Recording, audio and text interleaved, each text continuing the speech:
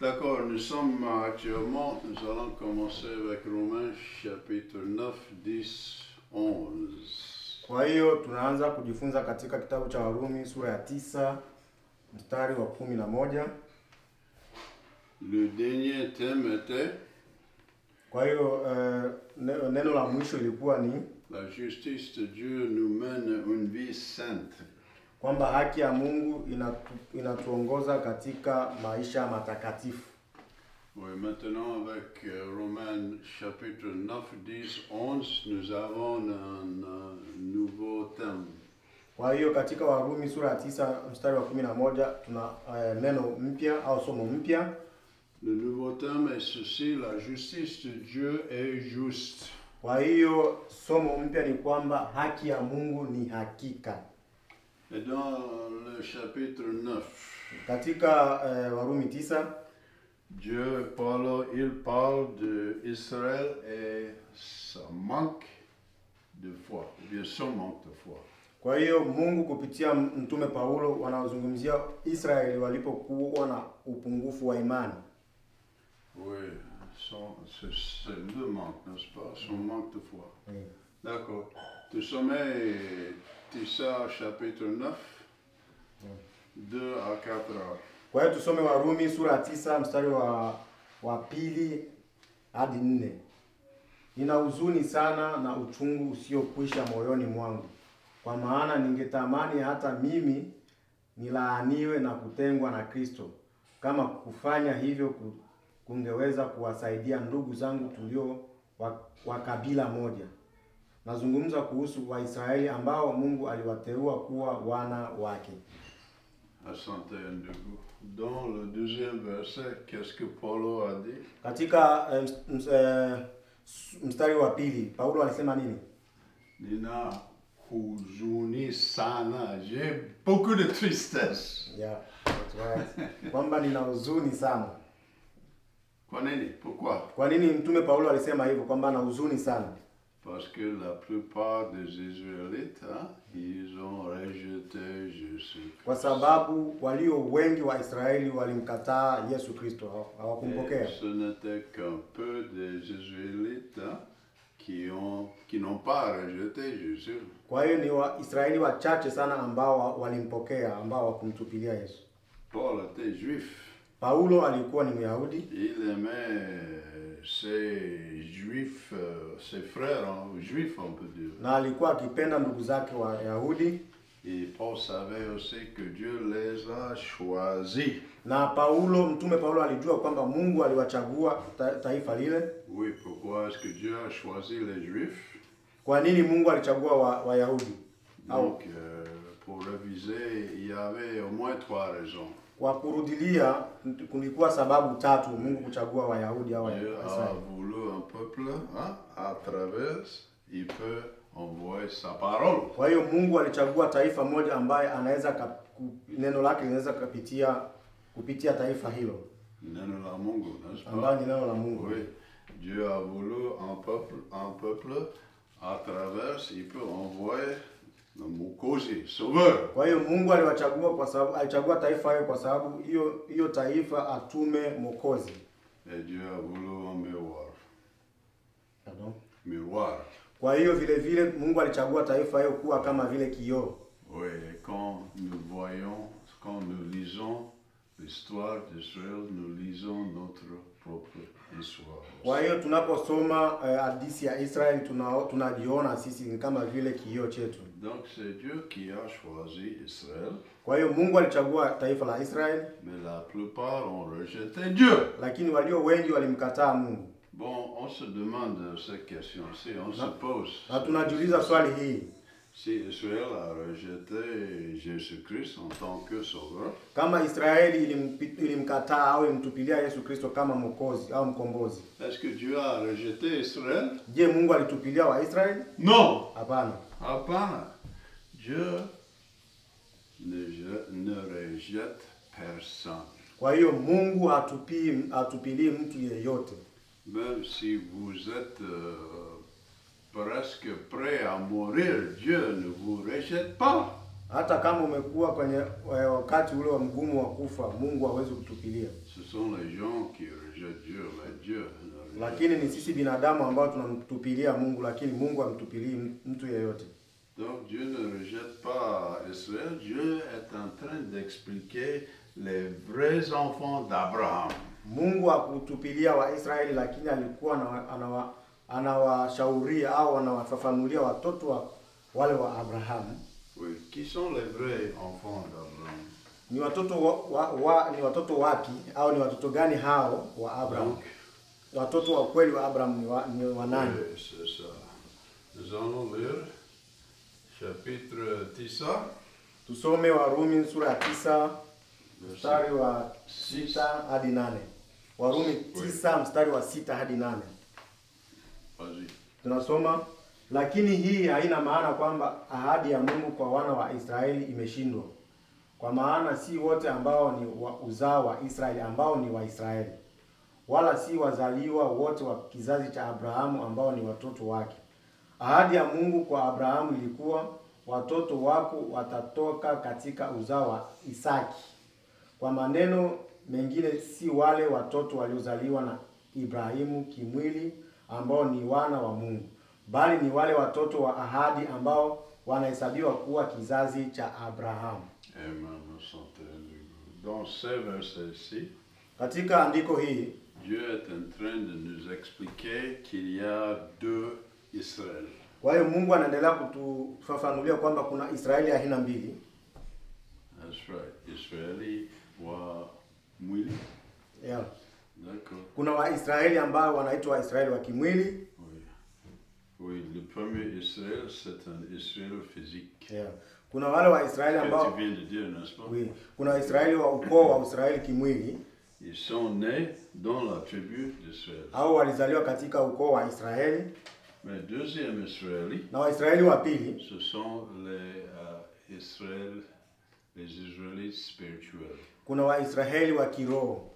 C'est-à-dire qu'ils sont nés dans la famille de Dieu. Ni wale ambao walizaliwa katika familia ya Mungu. Hao ndio Waisraeli wa kiroho. Bon, les Israélites physiques, Waisraeli wa ukoo wa Israeli wale walizaliwa katika ukoo wa Israeli. Ils sont comme Ishmaël et Esau dans la Bible. Ni sawa na Israeli, ni sawa samani na Esau na Isaki ndani ya Biblia. Ils sont nés de la ligne d'Abraham. Ni wale ambao walizaliwa katika ukoo wa Abraham.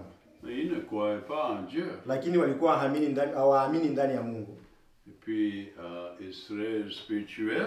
Lakini wa Israeli wa kiroho, comme Isaac et Jacob, kama Isaka na Yakobo, ils sont aussi nés dans la ligne d'Abraham. Walizaliwa katika ukoo wa Abraham. Mais ils croyaient en Dieu. Lakini walikuwa wakiamini Mungu, wanaamini ndani ya Mungu. Donc c'est-à-dire que le lien, la connexion, c'était Dieu lui-même. Kwa hiyo uhusiano wao au muunganisho wao ulikuwa ni Mungu mwenyewe. Et voici le problème. Shida ni hii sasa. Si vous êtes né dans une grange, est-ce que cela veut dire que vous êtes une vache? Kwa hiyo ukizaliwa katika wanaita zizi manake zizi la ngombe, manake wewe ni ngombe? Non. Hapana. Si vous êtes né dans un garage, est-ce que cela veut dire que vous êtes une voiture? Kwa hiyo kama ulizaliwa ndani ya chumba cha kutengenezea magari au tuseme garage, manake wewe ni gari? Non. Hapana. Si vous êtes né dans une église, est-ce que cela veut dire que vous êtes chrétien? Je, wewe ukizaliwa ndani ya kanisa, manake inamaanisha wewe ni Mkristo? Non. Hapana. Et si vous êtes né avec un père chrétien, une mère chrétienne, est-ce que cela vous rend un chrétien? Je, ukiwa umezaliwa na baba Mkristo, mama Mkristo, je wewe moja kwa moja wewe ni Mkristo? Non. Hapana. Hapana. Donc Dieu et Paul sont en train de nous enseigner que la tribu d'Israël, ils sont nés dans la ligne d'Abraham, mais cela ne veut pas dire qu'ils sont dans la famille de Dieu. Non. Kwa hiyo Mungu anaendelea kutufafanulia kwamba ile taifa la Israeli limezaliwa katika ukoo wa Abrahamu. Sio kwamba Tu as oublié quelque chose? Oui, vous pouvez répéter encore. Oh, je vais répéter. Paul, Dieu sont en train de nous enseigner cette vérité-ci. Kwa hiyo Mungu kupitia Paulo anatufundisha ukweli huu. Les Israélites sont nés dans la tribu d'Israël, bien sûr. Waisraeli ndio walizaliwa katika ukoo wa Israeli, ni kweli. Mais cela ne veut pas dire qu'ils sont nés dans la famille de Dieu, non.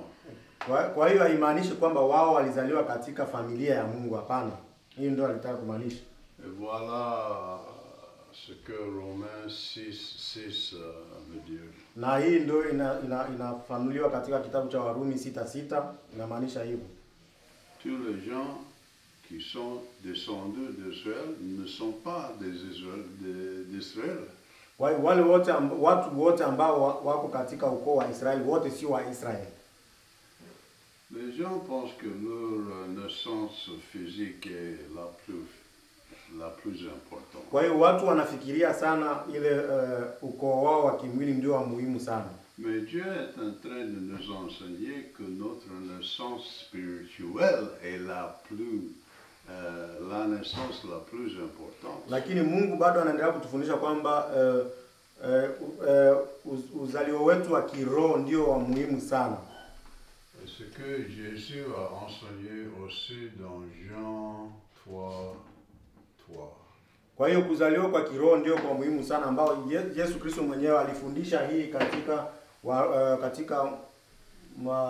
Yohana 3:3. Oui, c'est ça. Jésus a dit, personne ne peut voir le royaume de Dieu sauf qui sont nés encore, deuxième fois. Kwa hiyo Yesu Kristo hapa alitufafanulia au alifundisha katika Yohana 3:3 kwamba hakuna ambaye atapokea ufalme wa Mungu kabla hajazaliwa mara nyingine. Est-ce que Jésus parle de naissance physique? Je, hapa Yesu Kristo alikuwa akizungumzia kwa kuzaliwa kwa kimwili? Non. Hapana. Jésus parle de naissance spirituelle. Kwa hiyo Yesu Kristo alikuwa akizungumzia kuzaliwa kwa kiroho.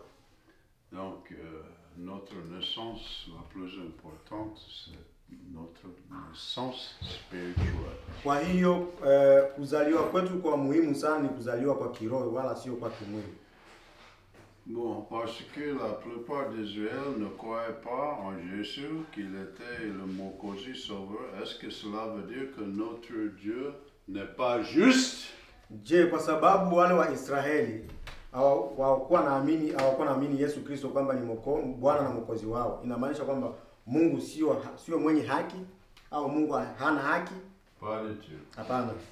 Donc nous allons lire chapitre 9, verset 14 à 16. Kwa hiyo tusome Warumi sura ya 9 mstari wa 14-16. Tunasoma, tusemeje basi kwamba Mungu ana upendeleo? La sivyo. Kwa maana Mungu alimwambia Musa, nitamrehemu nimpendaye kumrehemu, na nitamhurumia nimpendaye kumhurumia samani. Kwa hiyo haitegemei mapenzi ya mtu au jitihada ya mtu, bali hutegemea huruma ya Mungu. Donc, est-ce que Dieu peut être injuste? Je, Mungu ni mtu ambaye si mwenye haki? Pas du tout. Hapana. Parce que, kwa sababu kwa nini Mungu? Parce que Dieu est parfait. Kwa sababu Mungu ni mkamilifu. Si Dieu était injuste, Dieu n'est pas Dieu. Kwa hiyo Mungu angekuwa si mwenye haki, maana asingekuwa Mungu. Donc nous lisons, we need to get a new marker here, Josh. You need a new one of these. Job, comment dit-on? Job, n'est-ce pas? 32:12. Job. En français? Job. Tu veux le chercher dans ta Bible ou bien c'est trop difficile? Laisse-moi chercher. Oui. Ayubu en Swahili. Ayubu. Yeah. D'accord. 34:12. C'est avant les sommes. Ayubu. Oh, thank you, sister. 34. Wow, wow. Merci. Tunasoma Ayubu. Tu l'as trouvé? Oui. D'accord. Ayubu sura ya 34 au 34 mstari wa 12. Naam, hakika Mungu hatatenda mabaya wala Mwenyezi hatapotosha hukumu. Oui, c'est impossible que Dieu pourrait quelque chose qui n'est pas juste. Kwa hiyo ni vigumu sana Mungu kufanya au kutenda jambo ambalo haliko sahihi. Dieu ne peut pas faire quelque chose qui est injuste parce qu'il est juste. Kwa hiyo Mungu hawezi kutenda jambo ambalo halina haki kwa sababu yeye ni mkamilifu, yeye ni mwenye haki. On aimerait lire aussi Genèse. Kwa hiyo tusome tena Mwanzo Verset 18, chapitre 18, verset 25. Tusome Mwanzo sura ya 18 mstari wa 25. Tunasoma Mwanzo 18:25. Hasha, usifanye hivyo. Ukamue mwenye haki pamoja na mwovu. Mwenye haki awe kama mwovu. Hasha. Mhukumu ulimwengu wote asitende haki. C'est ça, merci frère. Donc Abraham a dit, le juge de toute l'affaire, est-ce qu'il ne pourrait pas faire quelque chose qui n'est pas juste? Kwa hiyo anasema kwamba mhukumu wa kila jambo lolote hawezi kufanya jambo sahihi. Impossible. Oui, donc verset 16 aussi. Kwa hiyo sura ya 16 ya Warumi inasema ça ne dépend pas sur les désirs des gens. Kwa hiyo haitegemei mapenzi ya mtu au utashi wa mtu. Ça ne dépend pas sur les efforts des humains. Kwa hiyo haitegemei na jitihada au nguvu za binadamu. Mais sur la miséricorde de Dieu, ça c'est huruma. Kwa hiyo ni huruma wa Mungu peke yake. Bon, cette vérité-ci nous aide à comprendre une grande vérité. Kwa hiyo ukweli huu unatusaidia kuelewa ukweli mkubwa zaidi. Le salut ne vient pas de nous. Kwa hiyo kwamba wokovu hautokani na sisi. Ça ne vient pas de nos désirs, nos efforts. Kwa hiyo wokovu hautokani na utashi wetu wala jitihada zetu au nguvu zetu. Mais seulement sur la miséricorde de Dieu. Kwa hiyo wokovu unatokana na huruma ya Mungu peke yake. Bon, une autre question. Swali lingine ni hii. Si le salut dépend seulement sur Dieu, kama wokovu unatoka kwa Mungu, dépend seulement sur la miséricorde de Dieu. Kama wokovu unatokana na huruma ya Mungu, donc pourquoi est-ce que Dieu n'a pas de miséricorde pour tous les Israélites? Kwa nini tout le monde? Kwa nini sasa Mungu hakuwa na huruma kwa Israeli wote au watu wote? Et la réponse est ceci. Swali jibu ni hii. Dieu est souverain. Kwamba Mungu ni mkuu.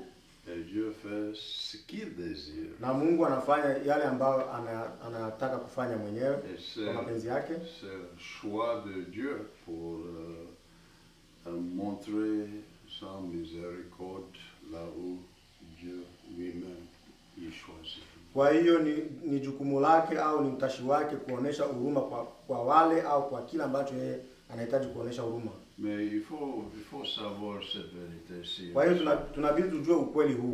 Dieu est souverain, il fait ce qu'il désire, mais il ne peut pas être injuste. Dieu n'est que juste. Kwa hiyo Mungu ni mkuu na tujue kwamba hawezi kuwa hana haki. Yeye ana haki muda wote. Et comme on vient de dire, Dieu ne peut pas être injuste, impossible. Kwa hiyo Mungu hawezi kuwa, hata kama anatenda vitu kwa utashi wake, hawezi kuwa yeye kwamba si mkamilifu.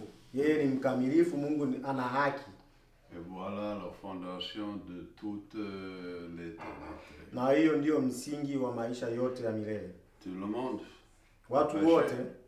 Donc Dieu peut nous condamner, nous tous à la mort. Kwa hiyo Mungu ana uwezo au akitaka anaweza katuhukumu sisi wote kwa kifo. Et nos péchés méritent la mort. Na dhambi zetu zinastahili kifo. Donc ce n'est que la miséricorde, huruma, de Dieu qui nous sauve. Kwa hiyo tujue kwamba ni huruma ya Mungu ndiyo inatukomboa au ndiyo inatuokoa. Si vous êtes sauvé, Mungu asifiwe. Kama umeokoka au umekombolewa, Bwana Yesu Mungu asifiwe. Amen. Amen. Pour terminer, nous allons prier. Kwa kumalizia tunaomba. Asante Mungu Baba mwenye rehema, mwenye huruma, tunakuja tena mbele zako. Tunasema asante kwa neno hili ambalo tumefundishwa, chakula chetu cha kila siku. Tunaomba Bwana libaki ndani ya mioyo yetu na litugeuze katika imani Bwana. Tunaomba Bwana tutafakari neno hili na tulielewe Bwana katika maisha yetu ya Kikristo.